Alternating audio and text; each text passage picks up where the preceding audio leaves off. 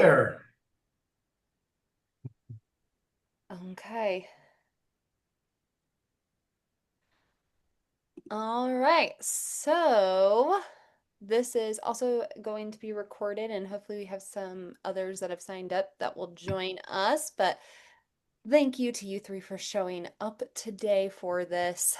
Obviously, I'm Savannah, the co-owner of Signature Agent Services, and I am super excited to have Jeff today. Many don't know this about Jeff, but he actually had a background in um, marketing along with branding and worked with many industries to help them build their brands and take a deep dive into their social media and what their brand was actually communicating. And so 9 years into the business now, this was something that he had started right off the bat. And we um, were top five for Keller Williams this past year in 2025. So, just super excited to share about this branding book. This will be for you. So, it's not a generic thing that you will take exactly what we're doing and hope that it applies to you. You will actually be able to take it and apply it to who you are and your team standards and be able to get great content that will bring you leads. So, without further ado, Jeff. Thanks, guys, and thanks for carving out some time to be here today. I really appreciate it. I know you're busy, and 90 minutes is a lot to give up. So my goal is to provide you something valuable to walk away with that's going to not only give you those 90 minutes back, but a lot more than that, hopefully, as we move through. So we're just going to dive right in. Um, Screen sharing failed, Savannah. Oh, we are really having fun with Can technology today. you make me co-host again, maybe? Yeah, let me Turn it off and turn it back on. here, try this. I made you host. See if that works now. It did not, but let me start all over. We did jump on much earlier today to test run this. There we go. There we go.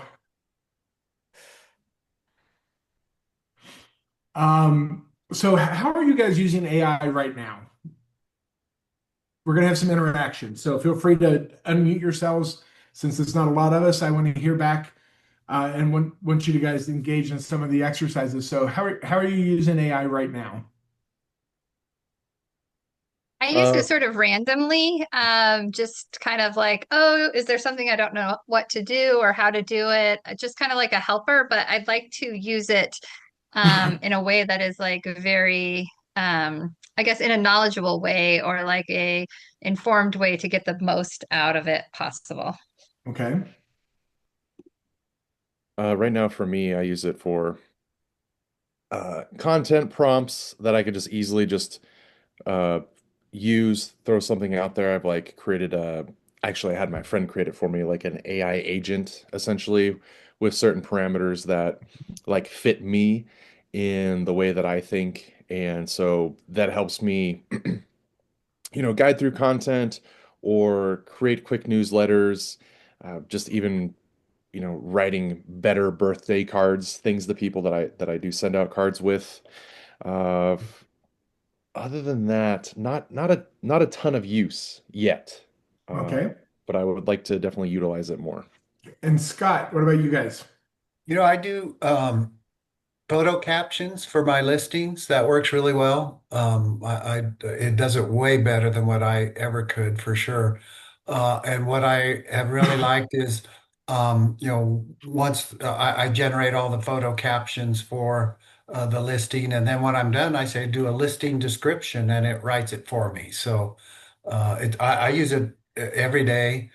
Um, I wanted to write some free reports to give to my buyers. So, the top 10 things that you have to worry about when you're buying a home or something like that.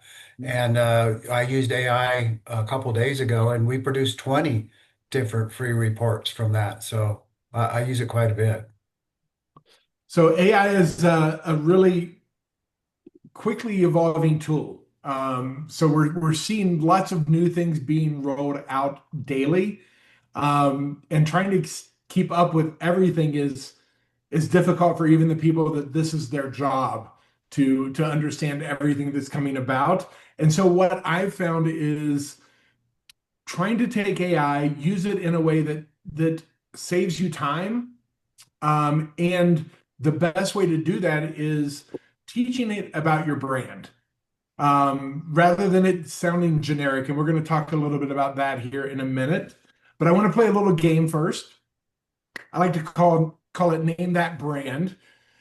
And I'm going to describe a TV show for you, and I want you to tell me what I'm describing.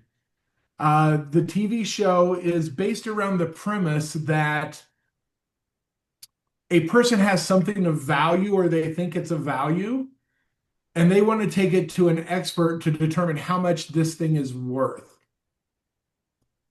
Now, what show did I just describe?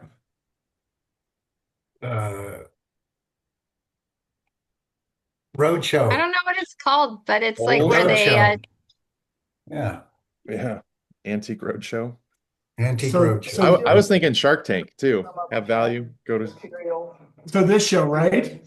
I've just always have been curious. Well, that Mr. Liang must have been a very, very good friend of your father's because he led him down the path of great collecting. Generally, you see people who purchase things in China at that period of time, and they purchase things that were very, very poor quality. These things are all of very, very fine quality.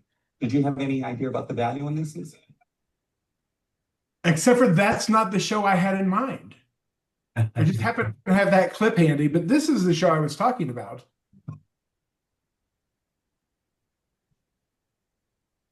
What about it? This is my 1602 American Pond. East India Company bell. I just love old shipwreck items. You can just imagine the journey they've been on. Right.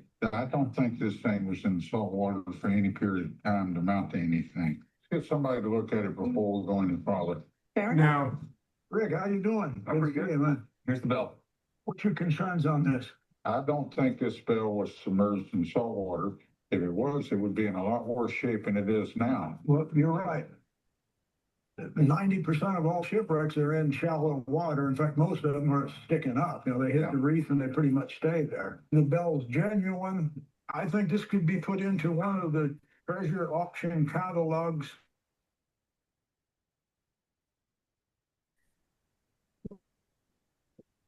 $15,000, give or take. so did I describe both shows? Yes. Yes. But did I really describe either one? No. So I was very generic. Ask Siri. She wrote up. Okay. She'll know when your cap resets. Oh, sorry, hold on. Oh, hang on. There we go. There you go. Very generic in my description. And it was really hard to identify exactly what I was talking about at that point, right? The challenge is a lot of times as real estate agents, we do the same thing. I'm going to show you some logos, and I want you to tell me what they do and why they're different.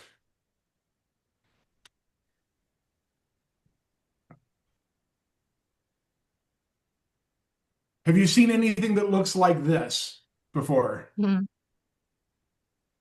Can you tell anything about these companies based on this image at all? They sell houses, or They may sell houses, right? They try to sell something to do. houses. They maybe fix them, but yeah. So it's something about houses, it's something about a key, but there's nothing identifying about those because we don't know anything about them, right? But there are other logos that we do know things about. And so I want some feedback as far as what these logos stand for. Disneyland, Disney World. Okay, Disney. So what does that's the company, but what does it stand for? What's the connection with this brand? Entertainment, movies, Disneyland, the theme parks. Okay.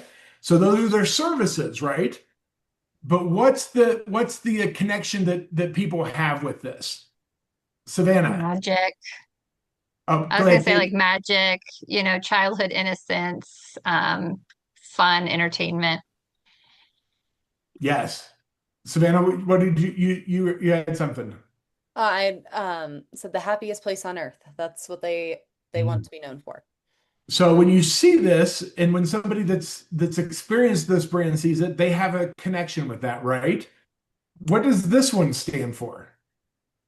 Watches, luxury, high Luxury, end, high end. What else? quality, Okay. What about this? warm clothes, lightweight, mountain style. Okay, so what makes it uniquely Patagonia versus North Face? Do you see how we can kind of run into some of those things that we do with real estate agents and their logos and my TV show example of is there something that separates them?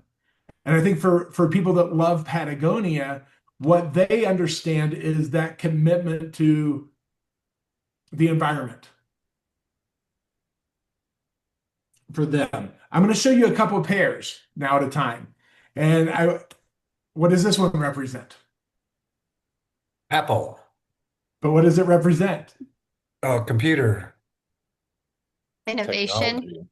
Innovation, technology.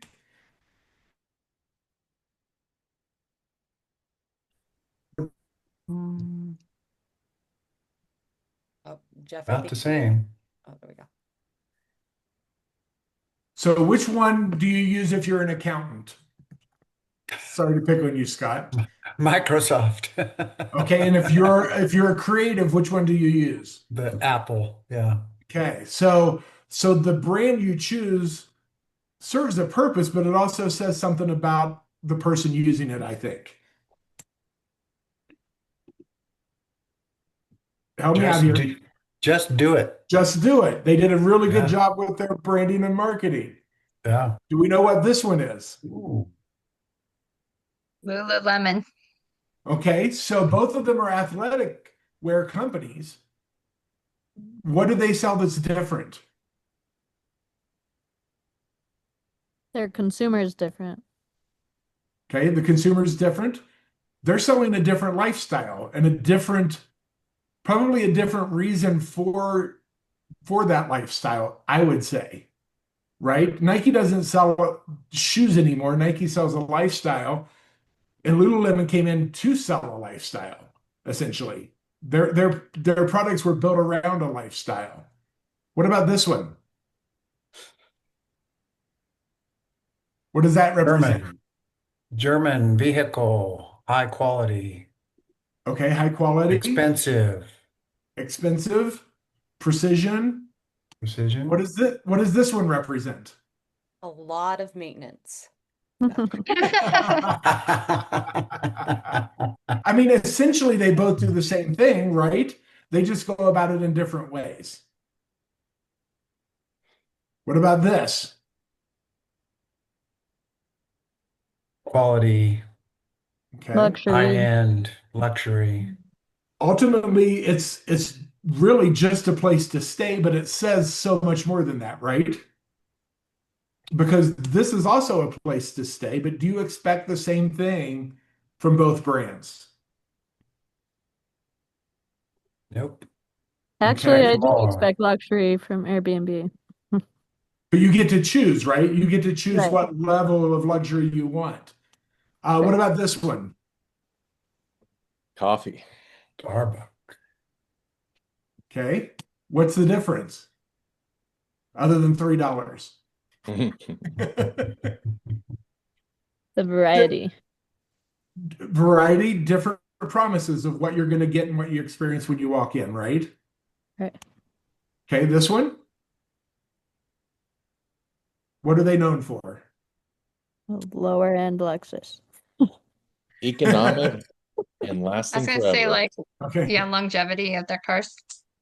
They're at the low end of the price point and they last a really, really long time versus maybe this.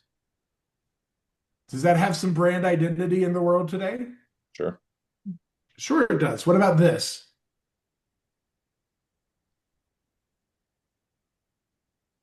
And this? What's the difference? Quality. I mean, they quality, but they do essentially the same thing. Do you expect maybe better service when you walk into one of them versus the other?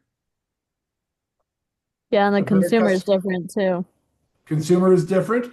One of them you can go in and with your pajamas, the other one you can't, Mm-hmm. right? So we have different expectations on the brands. I'm assuming most of you recognize almost all of those. And it's funny because we learn about brands at a very, very early age. And I've got a video again I want to show you just to illustrate what that looks like and how powerful it can be.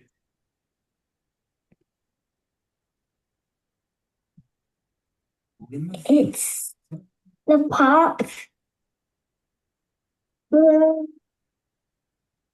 the pizza place. It looks like a person. It matches the color of the restaurant. And that is the coffee logo. That is a parade outfit. That is the Disney. And those are little words. That looks like an M. But upside down M's are W's. That is the Apple Store logo, and it has a bite of an apple in it. Ooh, looks like the American flag.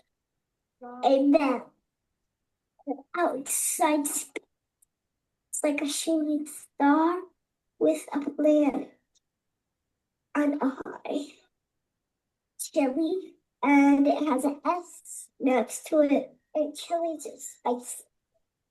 That looks like a beach ball. Beach balls are very colorful. And the GE logo, that's where my grandpa works. Babies are little. Yes. That is a cheetah. A cheetah. Cheetah. But it has a thought in it. And from McDonald's, and it looks like a fry, but it's an M made out of fry on a car. A turkey that's very colorful, like the rainbow. The Nikes, that is coffee again. Maybe on a restaurant. That looks like a marble. The sound is on a control that you use to control the TV at Ryan's house. Panda bears live out in the woods, I think. Baby toys. Those look like baby toys.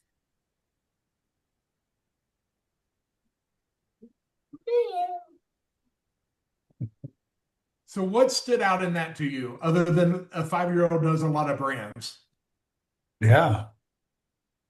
Well, there was no words associated typically with the brand. It was just logo. Which brand that she recognized surprised you the most? That most 5-year-olds would not recognize. Nike. I'd say Panera Bread. Panera. For me, it was GE.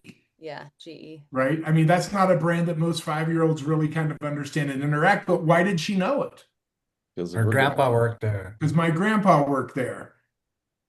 And the strongest brands were that and the Xbox controller because she knows people and has people associated with those. So there's an emotional connection to those brands.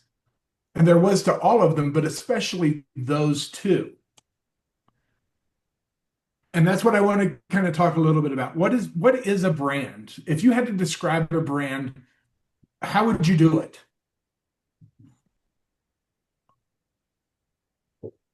It's your identity for your business and what you do. Okay.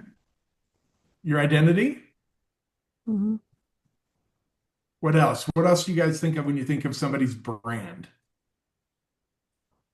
What they're doing with it, their mission or the vision of it. Okay, so their mission and vision.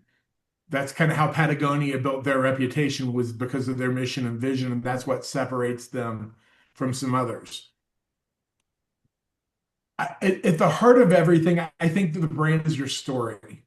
It's the narrative you're telling about what you do, who you are, what you stand for, and why you do that. And in real estate, that story becomes really, really important because it's what helps us stand out. And it's what helps somebody pick up the phone and call us instead of one of the other 30, 40, 50 real estate agents that they know. So it's your story. It's the what are you telling them? It's your identity. It's who you are. It's not just you as an agent, it's who you are as a person or as a business. In the cases of some of the things we built out, it's a business personality, and it's your presence in the community. If somebody were to see your name or hear your name or see your sign in the yard, what are they going to know about you before you ever say a word to them? What is that first impression? Or maybe it's not their first impression. Maybe it's because they're a past client and they see your sign, or a family member did business with you and they see your sign. What is it that they're thinking about when they see your name or your logo in the community? It's also your promise. It's the promise you make to every client every time. It's your standard. This is what I'm committing to as an agent, as a team. It's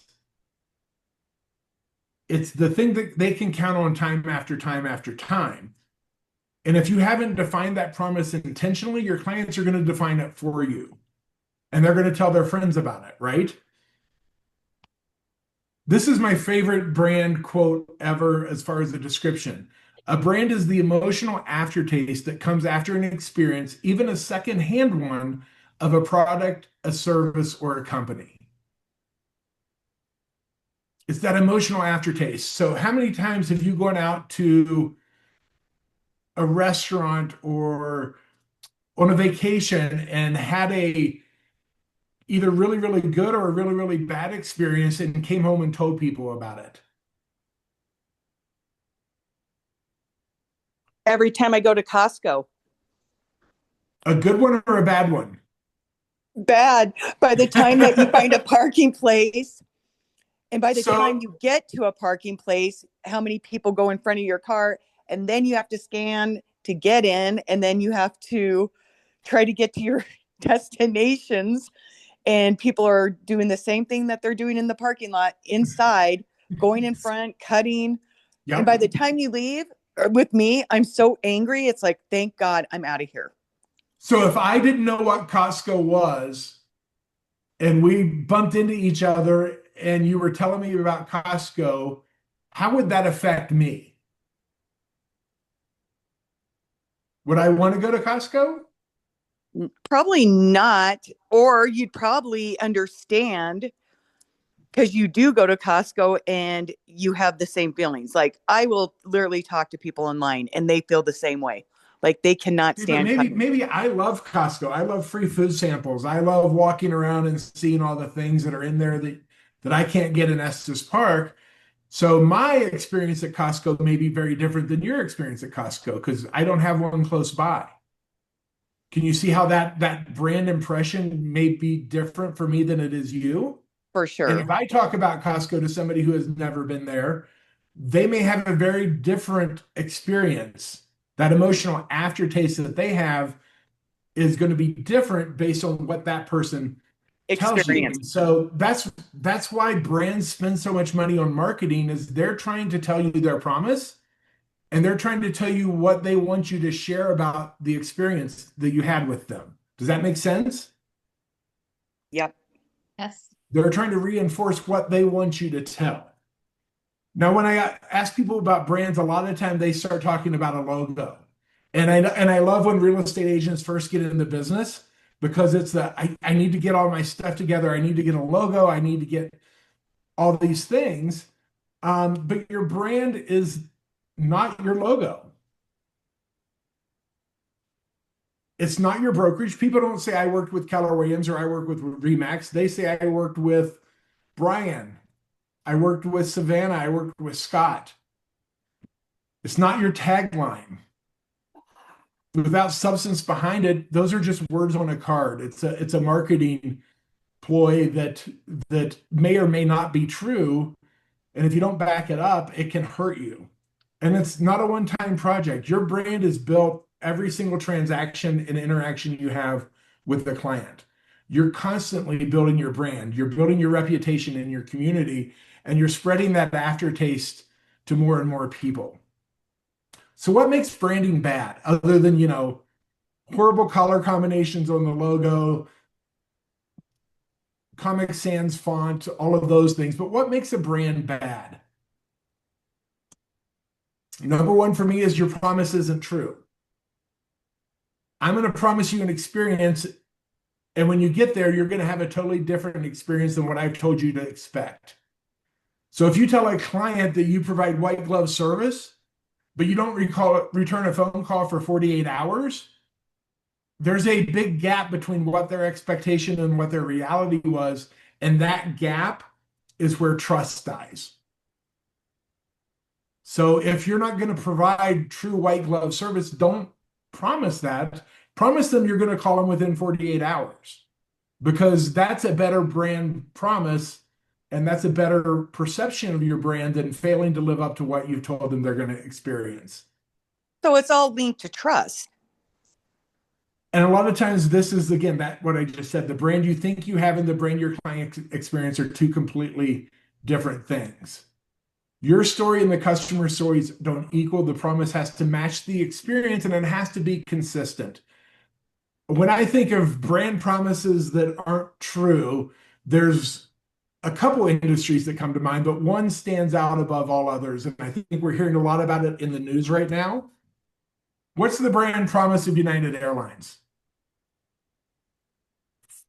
Fly the friendly skies. You're gonna buy a ticket and you're gonna get on a plane and we're gonna fly you from point A to point B, and we've told you what times you're gonna leave and what times you're gonna arrive.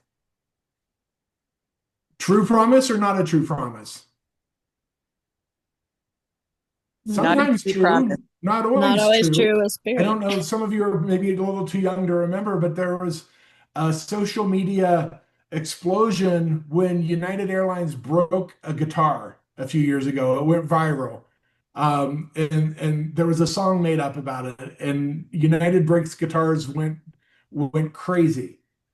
Again, their promise is connecting people. The reality is delays, cancellation. You may get dragged off the plane today. Which version wins when two different stories are being told out in the world about you? Your version or the client's version? My version. I want to see the client. What'd you say, Scott? You were muted, I think. Oh, I said my version. Oh, am I wrong? My volume's down. Oh, there we go. Sorry, I turned the volume down. Oh, go ahead. Say it again. Well, I said my version, but Cynthia's saying the other way, so I could be wrong. So if you're out there telling everybody that you provide white glove service, that they're going to have a great experience, yet only one of your clients goes out and starts saying how bad of an experience they had, which one is going to be more powerful over time? The bad experience. The bad experience, right? For a couple reasons. One is people tend to gravitate towards that. But second of all, if you're going to a new restaurant, do you ever go and look at reviews before you go? Sure. We care what other people say, right? We want to know what their experience was. And if there's a restaurant that has a bunch of bad reviews and a bunch of good reviews, which one do you focus on?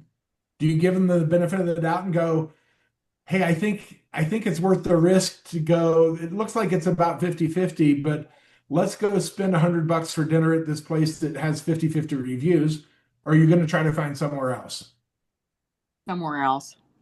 and that's $100 dinner. What if you were paying somebody $12,000, $15,000? How would you feel about a 50-50 shot on that? Never. Okay. So making sure our story is true and that it lines up with the customer story is important, because there's another airline that's been in the news lately too, Southwest. What was their promise? Bags fly free. Bags fly free. Well, guess what? Is that Now their they don't. promise now? No, pick your own seat, bags fly free. We're going to be cheaper than everybody else, and you're going to have a good time. Nobody flew Southwest for the experience. They flew because it was the cheapest option, and the flight attendants actually were people, and it was fun sometimes, right? But when they changed their promise, what's happened with Southwest lately? You book with United now. You book with United now because it's the same experience. It costs almost the same thing, and you get a better experience with United because they're doing what they've been doing for years. Good or bad, you know what to expect. And Southwest, I think, has just had a lot of challenges because primarily they changed what clients or their customers expected. And can I add this in too, Jeff? I think once Sure. a brand changes, that puts a bittersweet into the consumer's mouth. You know what I mean? Yeah. Yeah. I mean, I've seen so many people who were loyal customers on Southwest that have had horrible experiences in the last couple of months online, that they had all the points, all the status that you could get on Southwest, and they've basically said if they don't change back, we're not flying anymore. Because you've set that expectation. If you don't set the expectation, they're going to be left up to their own expectations, which may be better than setting them up for something and then changing it. So as you build your brand, being careful what you promise and what you deliver and making sure those line up is really, really important, because your brand ultimately is what people think of you. And sometimes what people think of a brand isn't what the brand intended. I've got some logos that I think are funny because people have a love-hate relationship with brands sometimes. Some of them, there's no middle ground. Either you love them or you don't. But if there were truth in advertising, maybe this would be their logo. Or this. That one's my favorite. I'm from West Virginia, so this one comes out with a lot of truth in it. And we all know that the truth about YouTube is really just this. Ultimately, your brand isn't about you. It's about your client. I want you to think of a brand that you really, really like. And I don't mean a product that you like. I want you to think of a brand. So we showed you some brands earlier, and you were able to find some things that resonated with you, hopefully in some of those. But as you think about the brands that you buy consistently, the brands that you shop over and over again, or the ones that if you had to buy again, you would because they last longer. What are some of your favorite brands? I want to hear those. Brian, what's a favorite brand? For me, favorite brand. Oh, I got one, Jeff. I It's don't kind of a know. Yeah. local one. Okay, Scott, go ahead. We'll come back to Yeah, Brian. so well, it's kind of like when you hear the name, and they don't have a logo. Well, they do have a logo and stuff, but when you hear the name, what do you think about? And locally we have Briggs Carpet Care Yep. locally. So when I think about them, the experiences that I've had with them, trustworthy, get out right away. They're reasonable on their price. They're family owned. Those are all the feelings that I get when I think about Briggs Carpet. So Okay, I know Brian, you're you probably mentioned looking for something on a bigger scale, but no, that's perfect because we're not on bigger scales normally, right? We're local in what we do. Brian, you mentioned you like fishing. What's your favorite fishing brand? I would say Rio. And why is that? It's just something that I've just used for decades, right? Just use, period.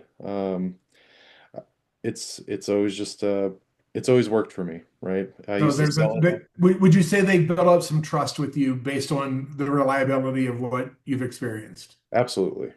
Okay. Katie, I'm going to jump back over to you because your name's on my screen right now. Or Katie's disappeared.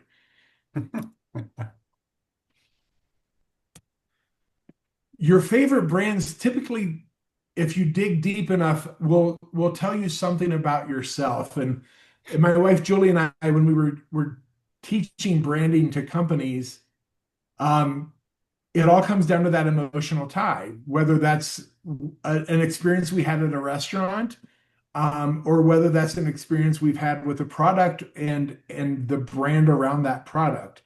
And we did an exercise with us, and we used to do this with all of our consulting clients. What were your three brands and what was the emotional tie? And I had these three as my favorite brands. Scott and Savannah, you know me well enough. Would you say those are probably my favorite brands Spot on.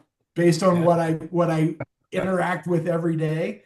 And it was Yes. really, really funny because I dug into this. I was like, that's really interesting because I think the reason I connect with these are all around the same theme.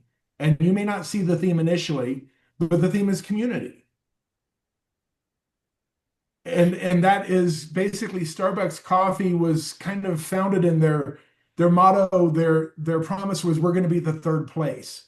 We're going to be the place between home and work where you can sit down, meet with people, have a conversation, hang out, do some work, whatever you want to do. We're just going to be that place for you to be in the community. Jeep, um, Jeep owners have a pretty unique community to them. I've been able to go to a Jeep jamboree where it's just a whole bunch of people that own Jeeps going out driving around in the woods together. But there's a really tight community, and there's the Jeep Wave, and you see a Jeep, you usually stop and talk to the owner if you're passing by. And Apple may not seem as apparent today, but back in the 80s and early 90s, Apple was not Apple. Microsoft had 95% of the market, and Apple was this little startup that very few people used. And there were actually user groups around the country where Apple would send out representatives called Apple evangelists to go and meet with those groups to talk about the products and help them discover what they could do with them. And so for me, community became a big piece of each of these brands and why I connected with them. And it's a big part of our brand for Signature Home Team as well. Because that's what's important to us is helping people find community and connect to the community when they move into our town. So I want to pause because we're going to move from what is a brand into more of probably why you're here. But I thought it was important to dive into this a little bit because branding can be confusing to people that aren't in it all the time. And understanding that it's not just an image, it's not just a logo, it's that emotional connection we want people to feel when they think about us, is the importance of why you do branding, and from that how you build that brand through what you put out to the community. But before we move on, any takeaways so far that you would be willing to share? Anything stick out that you would take away today as something that maybe you hadn't thought of before? I guess you may have a vision of what your brand or logo elicits, but it might not be the same as what your client's vision is. Okay. Anyone else? I like what you said about making sure that your promises line up, right? So if you maybe want to do the white glove service, but maybe that's not, your strength or whatever, then just promise on what is your strength. And you can always change your promise later. But if you're changing your promise, make it a better promise, not a worse promise. Yeah. Your customers aren't going to be mad if you promise them more later. But if you promise them something and take it away, they're going to be upset. Anyone else have anything they want to share?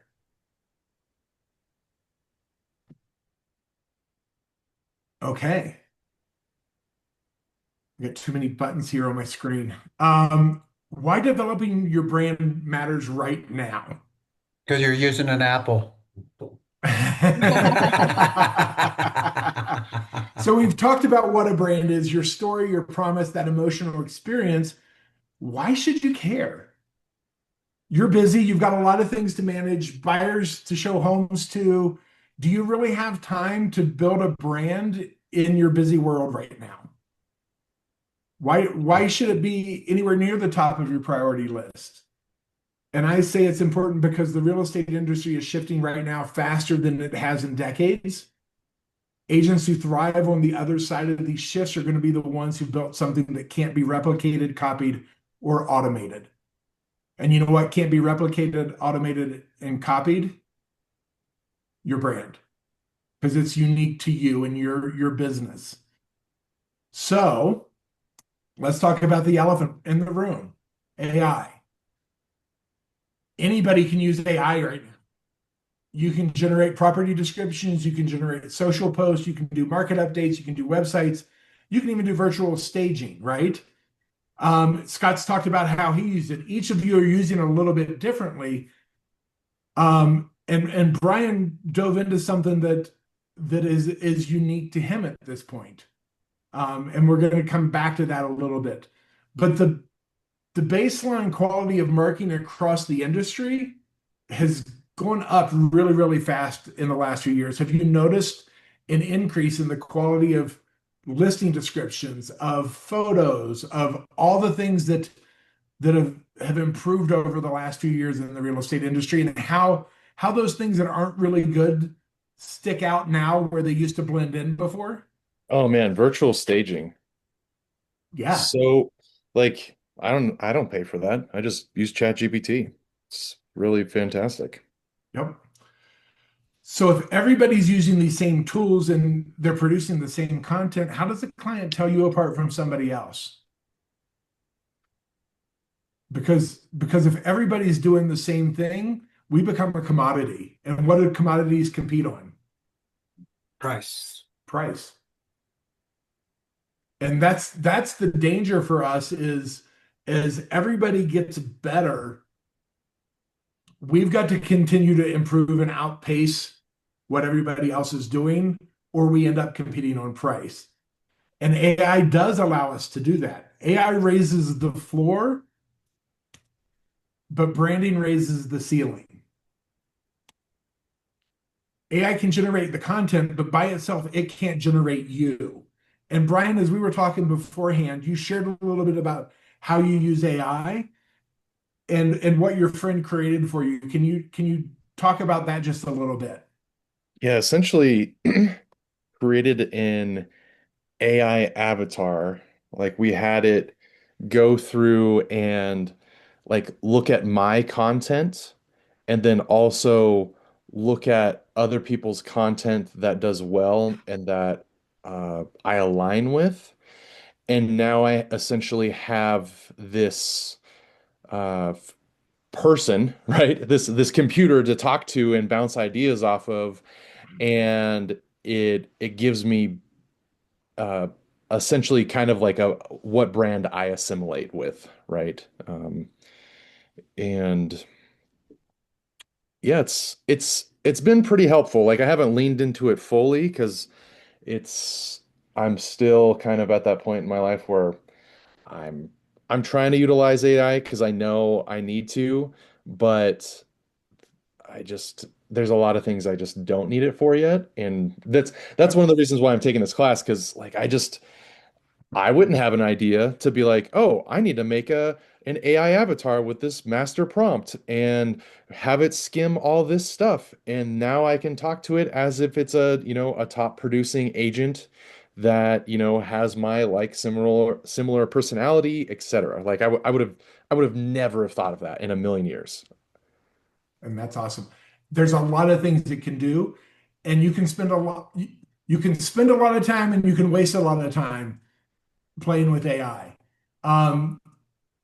My goal today is to help you not have to build a full AI agent like Brian's talking about, but to give you at least a framework to help AI sound like you. And that's what we're going to do because we talked about AI raising the floor. Everybody's stuff is getting better. Listing descriptions, social media posts.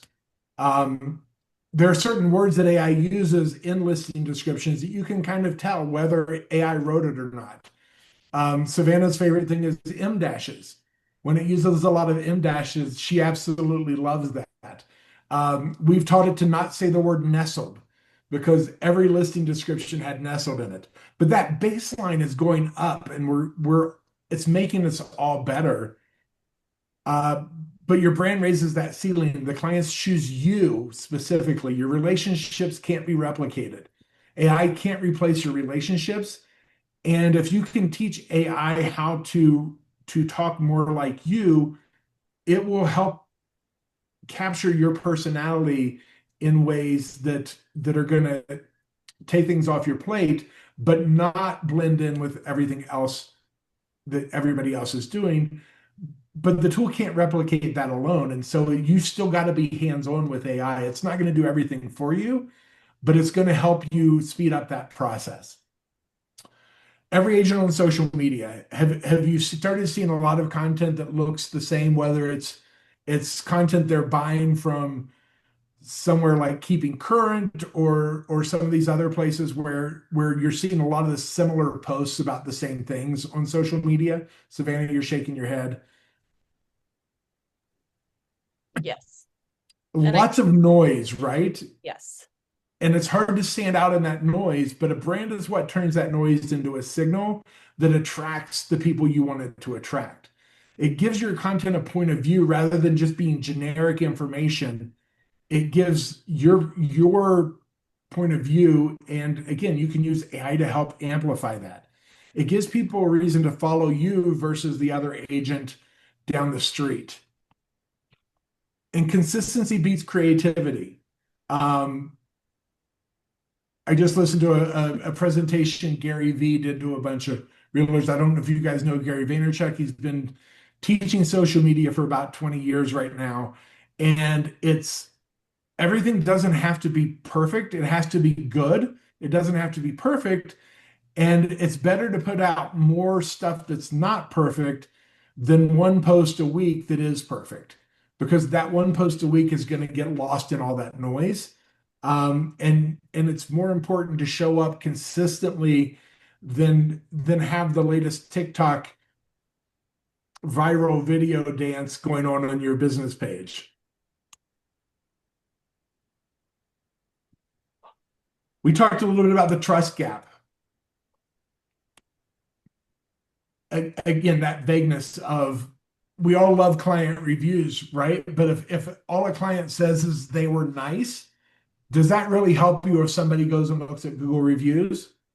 Maybe a little bit. I mean, they know you're not a jerk at that point, probably. But what if your client says something like this? They made a relocation seamless. They knew the mountain communities inside and out. Again, it's that I actually experienced something versus I just went through a transaction, right? And how do you get a client to write that? Right? How do you get a client to move from they were nice to this other review that they may have written? I think Go ahead. I was gonna say experienced it, and when I've seen agents do really well when they're working on getting the review, is saying something in particular, like if there is, one moment during the transaction that you would like to highlight or anything you experienced. So you're not actually guiding them what to say, but then that's when you start getting more reviews like that too, to kind of help them recall what they just experienced, because it is a lot when they're still going through the process. And you're coaching them through that whole process, what to say by developing that brand. Your promise then becomes what they talk about usually. Hey, they said they were going to do these things and they actually did them and they went above and beyond. And that's the kind of review you want. You already have a brand. I've done this class and they're like, well, we don't really have a brand. I was like, oh, you definitely have a brand. The question is whether you build it intentionally or not, because your brand is that emotional aftertaste that people have after working with you or knowing somebody that worked with you that we talked about. And so you can either let your clients, the happy ones and the unhappy ones, hopefully not very many unhappy ones, you can let them develop your brand message, or you can do it on your own. Any takeaways from this section? Because we're going to dive into the heart of it now. So how do you build your brand? And this is the workbook that we sent out. So we're going to we're not going to have you fill it out. We're going to walk through it and talk about what each of these things looks like. But this is something that you'll probably want to take a couple hours to work through. Spend some time, dig deep. Don't go surface level, because if you go surface level, you're going to sound like every other real estate agent out there, right? So you're going to dig deep, and then we're going to take what you answered these questions with, and then we're going to give you an AI prompt for you to plug into a document you can just copy and paste, upload into ChatGPT or Claude, and say, hey, I want you to help me build my brand guide based on this prompt. And it's going to start asking you questions that are in here. And if it works like it's supposed to, it's going to not let you give really generic answers. So if you give generic answers on paper, hopefully the prompt is going to make you dig deeper. And one of the things I'm going to encourage you, and I'll say it at the end again, is as you're working through that prompt, every once in a while, just stop and say, is there anything else that would help you build this? And also, are you just telling me what you think I want to hear? Because AI wants you to like it and keep using it. It's just like Facebook and Instagram and all the other things. It wants you to spend time there. So it's going to tell you what it thinks you want to hear unless you tell it to be 100% honest and even brutally honest. So your workbook, we're going to walk through this. There's some instructions on the first part, but there's a framework we use to help people build their brand. Number one is your mission and vision. And here it's your why or your where. Like, you don't want to do business everywhere in Colorado, right? You're a local expert somewhere in some sort of a range. So it may be all along the front range. It may just be in the mountains. It may be a team where you've got agents split up in different areas. Why does your business exist? What purpose drives your work beyond transactions? And it was great. And he said, you can have one priority. It can be making money or serving people. And if either one of those is your priority, you're going to probably accomplish the other one. It's just how you go about it that's different. And that's your mission. That's your why. Because if you serve a lot of people in the real estate world, you're going to make a lot of money. And if you set out to make a lot of money, you're going to end up serving a lot of people too. It's just how you go about the day to day and what motivates you to get up in the morning, right? So what's your mission and vision? What's your why? What are you building towards long term? Where do you want your business to be in 5 or 10 years? What impact do you want to have on your clients, on your community? Those are the types of things that we want to dive in on the mission side of things. So again, you're going to come up with something and it's going to sound good. And I want you to spend some time with it. So split up that 2 hours over a couple of days where you initially fill it out. And then you come back to it a day or two later and go, is this really my answer? Before you dive into the prompt. Does that make sense? What are your core values? What are your non-negotiables? What is it that makes you you in how you go about doing your business? And we spend a lot of time with these, and I'm going to share ours here in a minute. But your core values are really, really important. 5 to 7 principles that guide essentially every decision you make. When you have to make a hard business decision, this is what you come back to. When you want to hire somebody, is this a good fit? These are the things you come back to. When you're working with a client and trying to determine if this is the type of client you want to work with, this is what you come back to. These are your behaviors, your actions that are completely non-negotiable. Your target market, who do you want to serve? And I know you're in real estate and you want to serve everybody. We don't want to turn anybody away. We want to serve every client we can, but who do you really, really want to serve? Like, who have been your most successful clients? The ones that you like spending time with, the ones that you maintain a relationship afterwards. Think about that piece of the description. Be specific. What are the demographics? What life stage are they in? What is their income level? What is their geographic focus? Do you want to serve just one community and dive deep in that, or do you want to kind of serve a bigger area?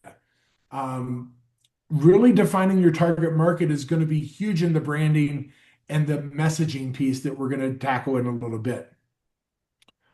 What life transitions or decisions bring this target audience to real estate?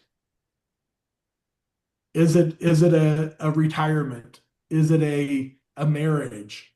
Is it kids? Is it a divorce? What are the transactions that you find yourself working with over and over again that you enjoy helping those people? What do they value most? What are they looking for in an agent? Are they looking for someone like you? And can you be that to them without having to fudge on your core values? What problems do you solve for this market? What are their pain points? What's your brand promise? And this one's going to take some time if you really dive into it. What do you offer that other agents in your market don't? This is what separates your logo from all those other real estate logos at the beginning of the presentation. What is it that makes you different than anybody else in your market?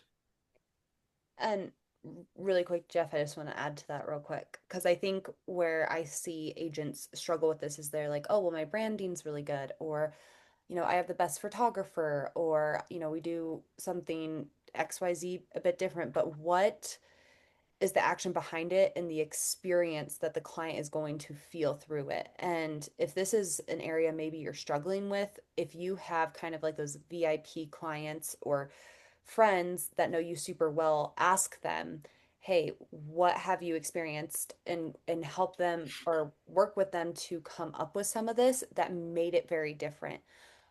Because when you reflect on past transactions that have gone really, really well, you will know, a handful of things of like, oh, well, that's why. And sometimes it is the most simple things. It's not the big and flashy things that usually are the things that cause this. It's the communication. I mean, the easiest way is, if you do have reviews, go back and look at your reviews. What are people saying about you? Especially the people you want to work with. What do they say about their experience with you? How do you compare to your main competitors? Do you even know what you do differently? Hint, AI can actually help you figure that out too. So what's the one sentence you would use, or two sentences you would use, to summarize your competitor? What do you promise each client? What experience can they count on when they work with you? Are you going to call them back within 24 hours? Are you going to call them back in 12 hours? Are you going to respond to every message they sent? We call it closing the loop, making sure that if there's a question, we're the last voice in the conversation to make sure that loop is closed. If you were sitting across the table looking a client in the eye, what would you promise them about working with you? that you know is 100% true. That's your brand promise. So it's the promising and then delivering on what they can expect their experience to be like working with you. Next, what's your brand voice? And this is a big part of especially on a team. How do you talk as a team, not as an individual agent? How do you talk online when you've got a logo talking for the brand? I love this part because it's the choose 5 to 8 adjective pairs that describe your tone and use but to add some guardrails. So you're knowledgeable but accessible. You're enthusiastic but you're not pushy. So you're kind of framing these boundaries for AI to work in, and for not only AI, but if you end up hiring a marketing department or somebody else outside your organization to market for you, you've got these guardrails that it's easy for them to know where they've got to stay. Professional but personable. Again, that guardrail. So what's your style? What's your vibe? How do you talk when you talk to people, and how do you capture that in all the print materials? What are some brands you admire and how they present themselves? What brands do you want to sound like? Or do you already sound like? How do you want the people to feel after they've heard from you and experienced you? Some people want to make best friends out of the real estate transaction. Some people want them to just go out and tell people. Some people don't ever want to see them again. How do you want them to feel when they walk away? What impression do they walk away with? And how do you want them to tell your story to their friends and family?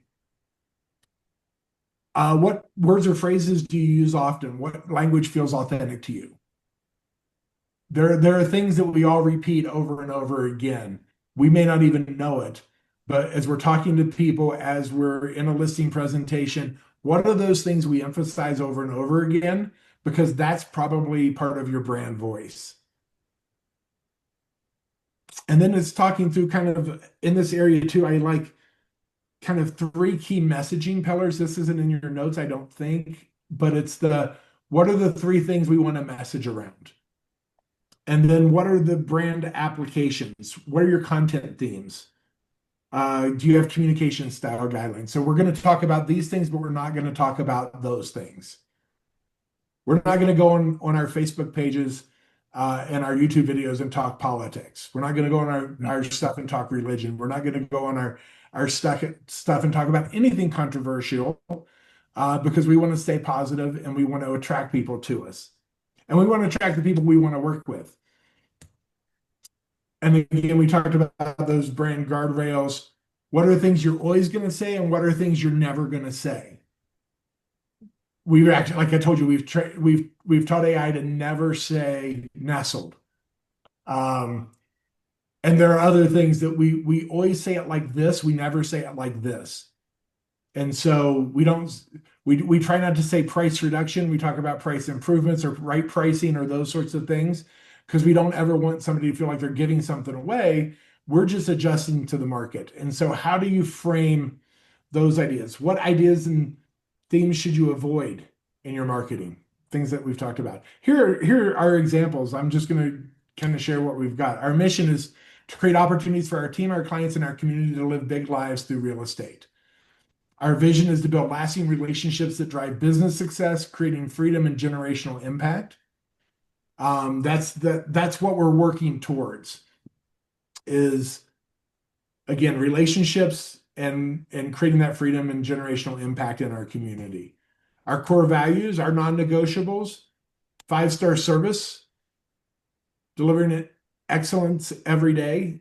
And what we found is we had words before, and everybody that we worked with understood those words a bit differently. So what looks like 5-star service to one person may not be 5-star service to another one. So we wanted to give it a little bit of a description. Integrity, authentically doing the right thing. Intentional, consistent systems build lasting relationships. We know that our systems help us stay in relationships, so we're very intentional about how we communicate with our past clients and our current clients in our database. Commitment, everybody is all in. For us on our team, everybody being fully in is important, and we've realized that over the years. Teamwork, everybody owns their role, but their role is to serve the success of the whole team. So there's not one role that's more important than the other ones, but everybody gets to own their role on their own. No micromanagement. We're all in this together. Generosity, creating opportunities through community connection and growth. Continuous learning and improvement. That's our core values. This is the framework we run things through when we make big decisions. Our target market, our primary audience is boomers and Generation Xers. They make $300,000 income or substantial retirement savings, currently living in or moving to Colorado mountain areas. They're outdoorsy lifestyle seekers making intentional life transitions. Nobody shows up in Estes Park accidentally. Sometimes they're going through career change, retirement moves, second homes, luxury upgrades, or a lot of strategic downsizing in our market. Often relocating from the Midwest or Texas, and they're discerning clients who value expertise in relationships, and they value results over the lowest price. And that's who I want to work with. Savannah, go ahead. Yeah. And to be very clear on this, just a little like disclaimer here. The marketing that is pushed out here isn't saying, okay, boomers are Gen X's, right? Because we do have fair housing we need to be aware of.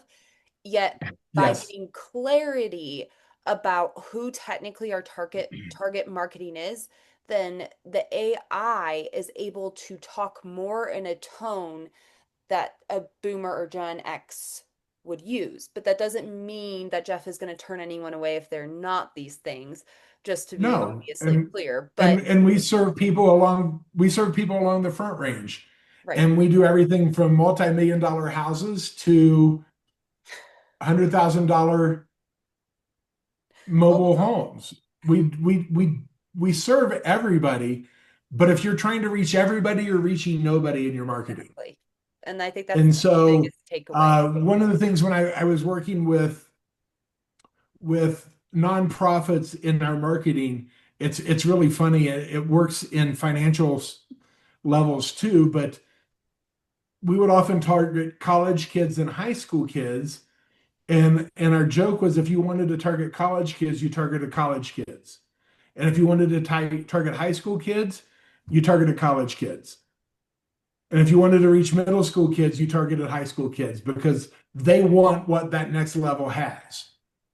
Well, financially, it's kind of the same thing. If you target the low end, you're going to get the low end, and you're only going to get the low end.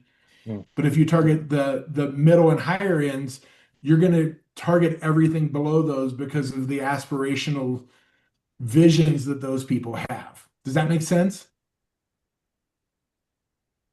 What's our unique value proposition? A 5-star experience, innovative marketing. We're going to continue to evolve what we do marketing-wise. That's one of the things when I first got into the business, I was like, okay, I don't have the experience of other people, but I have a marketing background, and this is where we can set ourselves apart from other people. And as we rest, we find other people catch up to us. And then we've got to kind of step on the gas again. So that is something that we are always looking, how can we do better at marketing this? How can we improve that? Whether it's visually, whether it's copy, whatever it is, what's the next thing coming out that nobody else is doing? We're probably going to do it. And then that relationships that continue long after closing is important to us. We do client events. We want to see the people we've done business with because for the most part, we like them. We call it the signature way. And this is something that has been a game changer for us too, is we named our process. It's something that then we can use that phrase and help people start to understand that. But it's when we combine these 3 things together, if we're doing them well, we're succeeding and we are operating within the signature way. So whatever your system or your process is, give it a name and use that as kind of the guardrails for you to stay in. Savannah? as I say, in the accountability, one thing that you do is at the end of the week having that check-in of, okay, on a scale of 1 to 10, how do you feel that you have upheld the signature way this week? Your brand promise is this is ours. When you work with us, you can count on a proven signature way system, whether you're pursuing your mountain dream or managing a life transition. We deliver 5-star experience with genuine care and innovative marketing that makes you feel like our only client.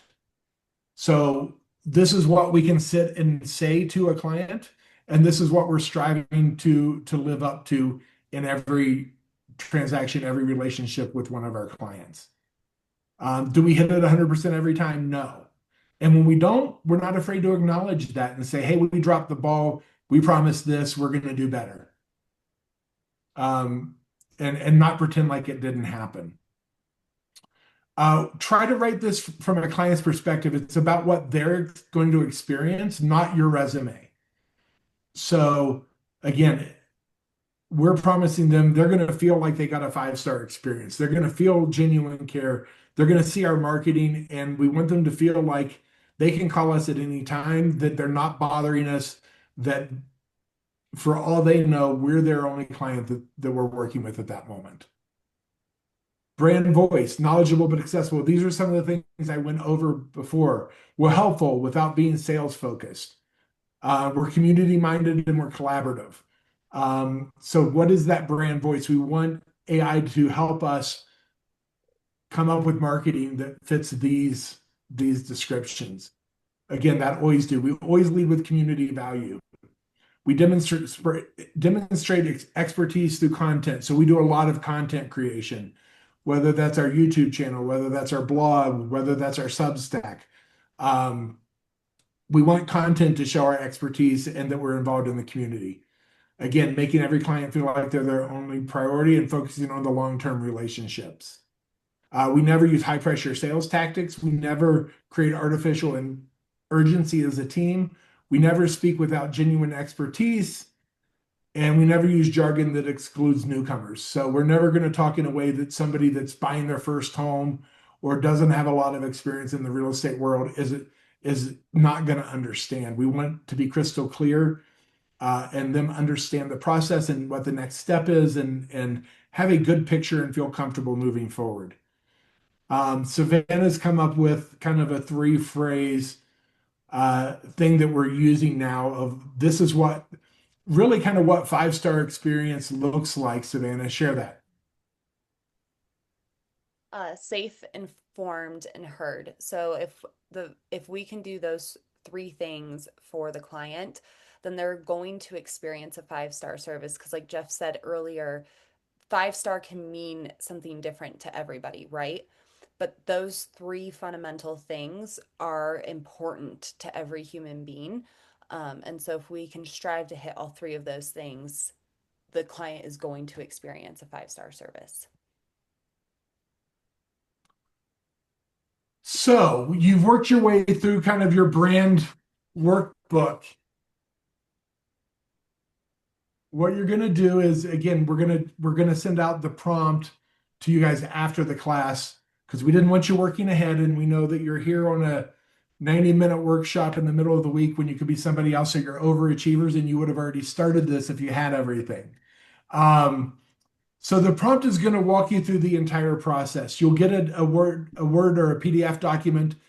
It will tell you where to start copying and where to stop copying. So just copy that middle section.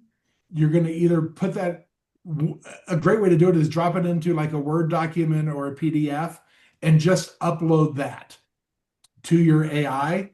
Copy and paste it into your About You section where AI learns about you to make it more towards you. Usually that's in the settings somewhere. And then, depending on what level of AI you have, whether it's the free version or the paid version, the free version, it doesn't really remember things across conversations. So you want to have this handy so you can just drop it in every conversation so it will reference it once you create the document. So it's going to walk you through the process step by step. It's going to give you a little bit of pushback. Again, if your answers are too generic, it should ask you, okay, but this. It may miss that sometimes. So again, go back and ask it Are you just saying what I want you to say, what you think I want you to say? Are you being 100% honest? And is there anything else you need to know that would be helpful? I walked through this process like 5 times before we came up with ours. It was a multi-week period that I walked through of going back, answering the questions. I would drop it in, going, okay, how can I make this clear? How can I make this better? How can I make this more useful for you to talk in our brand voice? And so a few iterations is going to be helpful. Ask it questions back. Again, confirm it's being honest, but don't be afraid to ask it questions. If you see it come out with something that you don't think is that great, give it pushback and say, hey, this doesn't sound like me. I would say it like this, and it will learn that. Again, 5 iterations before it starts to feel right. You'll get a few things that feel really, really like you the first time. And you'll get some things that are like, yeah, that's just not how I would do that. A great opportunity to go back and teach it what to do. Ahas from that section as far as the brand guide workbook and what you're going to put in there. What maybe did you recognize about your brand that you didn't know coming in that walking through those questions initially helped you maybe see? I think I it's going think to the be workbook is going to be really helpful to sort of drill down to very, specific, concrete brand. Scott? well, it's interesting how you think about how you want to be perceived versus how people actually perceive you. So I think that's going to be a great exercise on how to figure out, are you being perceived how you want to be perceived? Yep. Brian, what are some of your thoughts? I think it's going to be interesting to nail down because even just going through how you've really set up a ideal and like client to be able to specifically market to these types of people versus, yeah, I mean, just throwing it out on the wall and hoping it sticks. And so I think this will help really narrow down my voice. Because I know this is something I've been needing to do, but didn't really know exactly how to do it, right? Because like right now in current market, trying to find someone that has an household income of at least $180,000 or more are currently my target market, right? To be able to, afford a home. And so learning how to tweak my message to be able to capture that uh, will draw in more of that for me. Awesome. No, and I think that's that target for me, the target audience piece and the brand promise, that unique value proposition in your brand promise are the things we struggle with the most as real estate agents. Because it's well, what do I do different? But we all do something different than everybody else does. I got into real estate and I thought everybody just did the same thing. And then as I got to know more people in real estate, I was like, oh, you do it that way? We would never do that. Um, or hey, we do it this way, right? I mean, Scott's in our office here in Estes Park, and we serve pretty much the same demographics, wouldn't you say, Scott? Yeah, for But we sure. go about it in very different ways. And there are people that are going to connect with us that don't connect with Scott, and people that connect with Scott that don't connect with us. And it's all because of who we are and what our brand is, right? And it just helps us narrow. Honestly, the more you focus on this, the easier real estate becomes because you're attracting the type of clients you want to work with, which makes work that much more fun. If this hasn't done anything else for us, it eliminates clients that we find to be maybe more challenging sometimes because we've messaged things out there that attract who we want. And whether that's, like I said, whether that's a Facebook post, whether that's a newsletter, whether that's a blog, whether that's a YouTube video, whether that's reels, whatever it is you're doing, this process will speed that up, because once you take this final product after a few iterations and drop it in there and say, hey, instead of saying, hey, I need to create a social media post to promote this property, it's the, hey, I want you to use our brand guide to create a social media post that targets our target audience in a way that would work on the platforms that they're most likely on, which is probably for us, Facebook, because we don't have a lot of Gen X and boomers on TikTok right now, right? That's not our target audience. If that's your target audience, that's a great. So you don't want to create Facebook content for TikTok, right? You're going to write a blog differently if you write a blog, or you're not going to write a blog for that audience. You're going to do it somewhere else. Where are they spending time online? And so this just really helps you fine tune your messaging, so that it does a few different things. And we use it in 3 different ways pretty much every day. It's our AI secret weapon. Again, we input it into the AI tool to make it sound like us in the platform we choose to the people we want to target. Again, it becomes our marketing compass of, hey, does it make sense for us? I started a new content platform and I did research and I said, okay, here's what I'm thinking. Research this content platform. Tell me who the audience is. Compare that with our target audience and tell me if this makes sense. Is this going to get us new leads? Is this going to be something that just supplements what we already do? And it said, you're not going to get a lot of new leads from this, but you've already got the content, so why not repurpose it for this? Just don't spend a lot of time doing it. And I was like, perfect. I like not spending a lot of time doing it. So it helps you fine tune your marketing and where you're spending your time and efforts.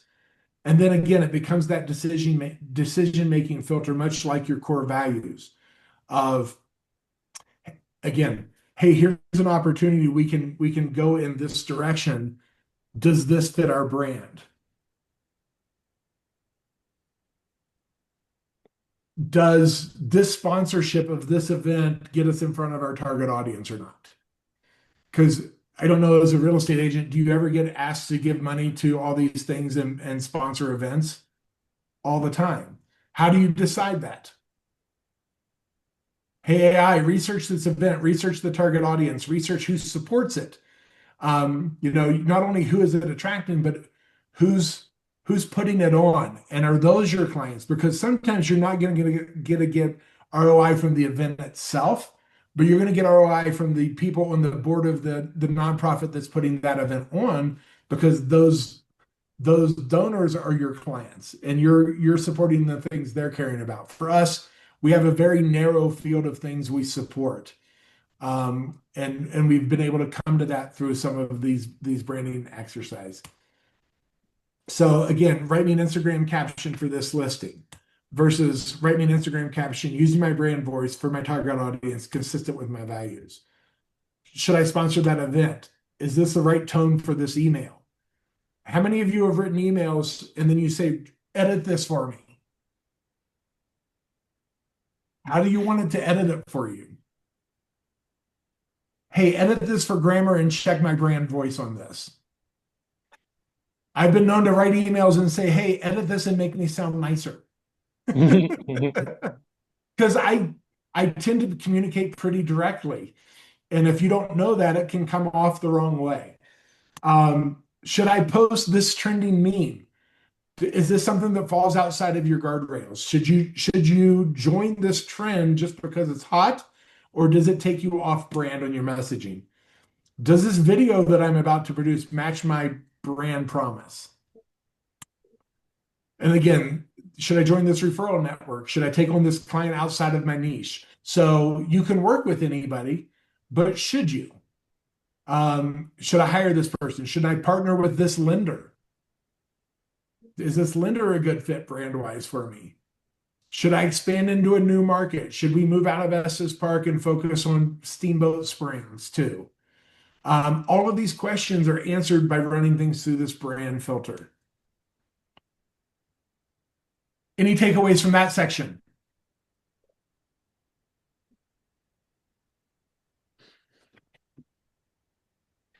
Yeah, I never Okay, even thought sorry. about running like, hey, does this, yeah, it's all about conformity to what you are versus just going off track. So that's actually like I kind of like the guardrails thing. That's that's going to be useful for sure. And it knows the different platforms. It knows the difference between Instagram and Facebook. It knows the difference between a blog post on your website versus something on Substack. Um, it knows what the tone in our newsletter is versus just an email I'm going to write to one client, right? So you're teaching it how you want it to communicate for you. Again, always go back and make it yours. This is a tool. This shouldn't replace you. And I actually was listening to a podcast today talking about the losing our ability to critically think about things because of AI, where we just trust it to come up with things and we don't have to sit and evaluate anymore. Um, so it's one of those things of use this as a tool, give it good things to work with, let it make you better, and then go back and double check and make sure it sounds like you. So we talked about brand, what it is. We talked about why it matters now. We talked about how to build it with those 7 components in your brand guide, and we talked about how to use it. You have your brand workbook already. Savannah and Melanie will send out the prompt creation tool here in a bit. My goal is for you to block out 2 hours within the next week and a half to work on just the workbook. Don't use the prompt yet. Work on the workbook and then come back and review it again. That will make the prompt process a lot easier. So start on that part. And again, that clarity and consistency are going to beat everything. So be as detailed as you can and get as clear as you can and spend time on this and then come back and use the tool regularly.